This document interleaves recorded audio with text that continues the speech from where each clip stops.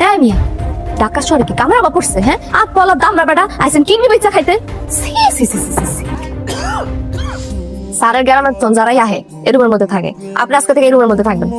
জি বুঝলাম। বিলকিস শোনেন, মানুষকে প্রথম দেখায় ভিক্ষুক ভাবা ঠিক না। এই পৃথিবীতে বহুত সাধু সন্ন্যাসী আছে যারা ভিক্ষুকের বেশে চলছে, এমনকি তার চেয়েও খারাপ বেশ। আপনি সাধুও না, আপনি সন্ন্যাসীও না, আপনি কিডনি বেচা খান। কিডনি বেচা খান কে লেখা? কাজ কাম কারণ না, ডায়লগ তো ভালো দিতারেন। এই কি সমস্যা আপনার? আপনি এরকম সোফায় পা তুলে বসে আছেন কেন? আমার একটু বাতের সমস্যা আছে তো, সোজা হয়ে বসে থাকতে একটু ব্যথা হয়। এই কই থাকিস তুই? এগুলো দেখোস না? দেখ তো সোফাটা একদম ময়লা বানায় ফেলতেছে। যে অবস্থা শুরু করছে কয়দিন পর বাসাটি থেকে এখন হয়ে যাবে। আপনি সোফার মধ্যে পাউডার বসেন কে লেখা? সোফার দাম কত জানেন? আবার এই আচ্ছা টিভি দেখেন না। যান ঘরে যান।